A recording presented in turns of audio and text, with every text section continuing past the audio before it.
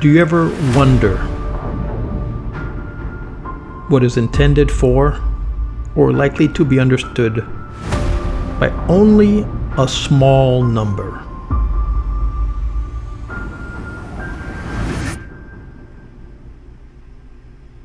The traditional beliefs, customs, and stories of a community.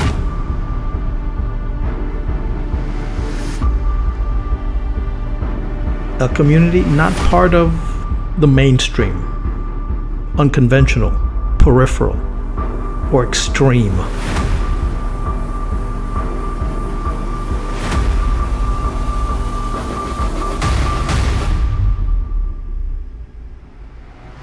Part of an anthology, a published collection of poems or other pieces of writing.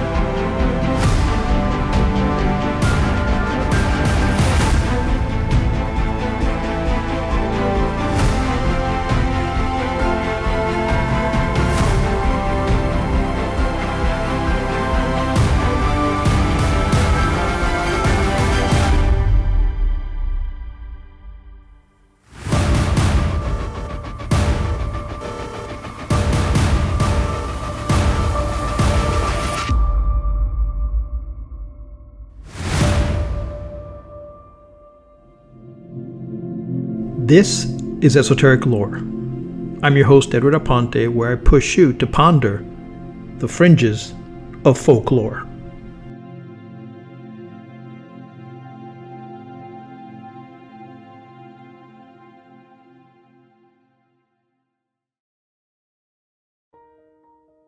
Welcome to Esoteric Lore, a podcast where we explore how to remain whole in a fractured world. Today's episode is a mirror, a quiet reckoning. We're diving today into how people psychologically and spiritually respond to systems of control, distortion, and surveillance, what we might call an Orwellian society. In such a world, truth becomes fragile, language is weaponized, eyes are always watching, and the human spirit, it must choose how to survive and hopefully how to stay awake. Across this landscape, we meet three archetypes.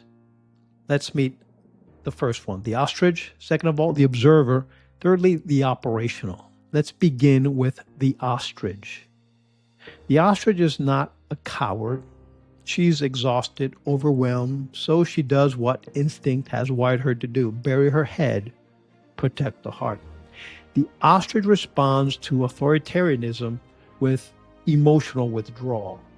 She avoids news, numbs out with distractions, and tells herself it's not that bad. But there's the paradox. The more she avoids, the more the system thrives, because in a society ruled by propaganda and fear, passivity becomes permission. Still, we must not judge her. Sometimes the ostrich is in a trauma response. She needs healing, not scolding. And sometimes the ostrich is all of us. On the day we scroll instead of act, on the days we know but say nothing, are you the ostrich? Second of all, let's talk about the observer. The observer is the one who reads between the lines. She tracks patterns of power and deception with sharp clarity. The observer doesn't hide, but she doesn't confront either. She maintains a delicate neutrality, holding space between despair and action. In an Orwellian term, she is Winston before the rebellion, still sitting in the cafe, eyes open, trying to hold on to memory and meaning. The observer's gift is discernment. Her challenge, not becoming numb, because constant awareness without agency is its own prison. It breeds cynicism, inaction, emotional paralysis. But when refined, the observer becomes a living archetype of truth, consciousness that refuses to forget. Thirdly, we look at the conscientious operational resistor. She has been seeing the illusion and still chooses to act. She is not reactive, she is strategic.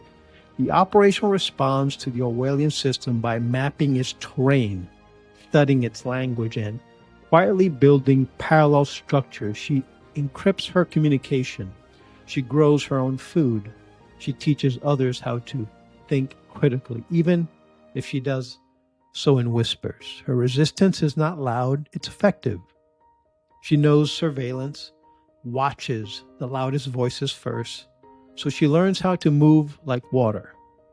The operational person lives by a different clock. She knows freedom is not a weekend protest. It's a lifetime of small, sovereign choices.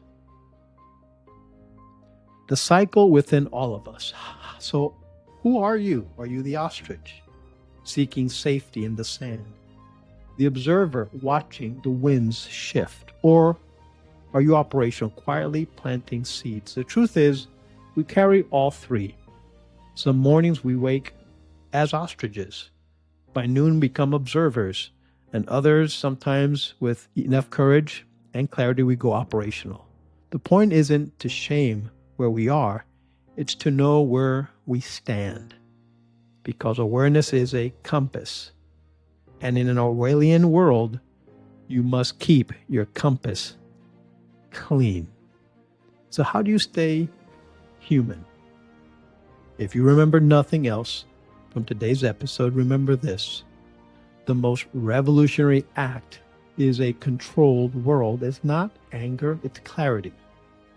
It's kindness. It's remembering what it means to be human. The system can track your keystrokes, can rewrite history, it can even outlaw language, but it cannot touch the still sovereign center of you unless you forget that it exists.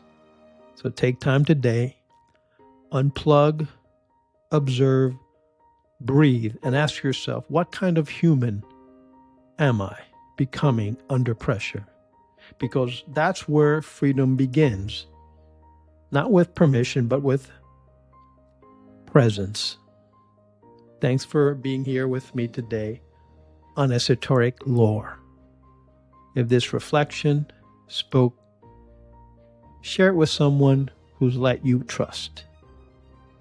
Till next time, observe wisely, choose consciously, and act with care.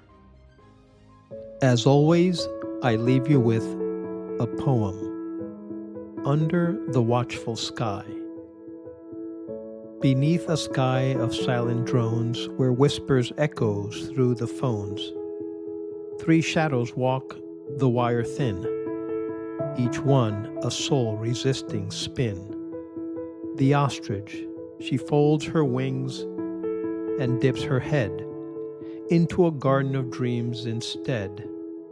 The world above, too much, too loud, so she makes peace beneath the shroud. She sips on screens, forgets the news, finds safety in the paths she'll lose. She says, what good is knowing pain if I can't stop the falling rain? Yet every storm she dares not see still writes its name in memory. The observer, she walks the line with quiet breath, aware of every subtle death. She sees the edits, hears the shifts, feels language tilt and moral drift. She keeps a journal, notes the lies, while watching truth wear a disguise. She does not act but does not sleep.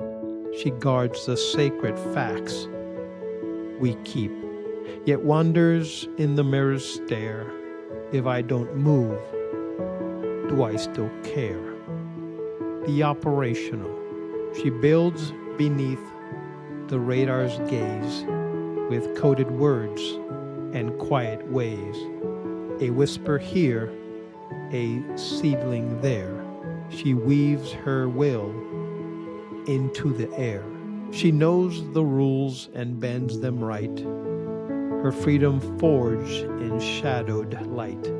She teaches others how to breathe when walls are eyes and trust must seethe. Not loud, not lost, not ever still, she turns survival into skill.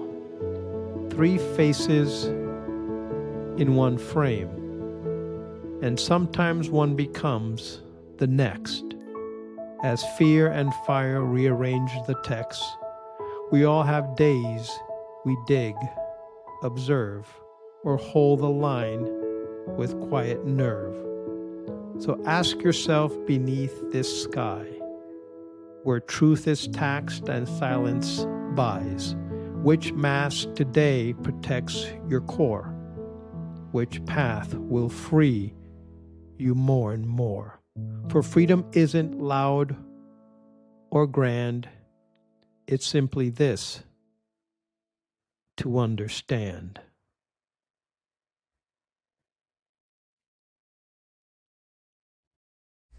If you like this video, please subscribe, share, and give us a thumbs up. Thanks for watching. See you next time.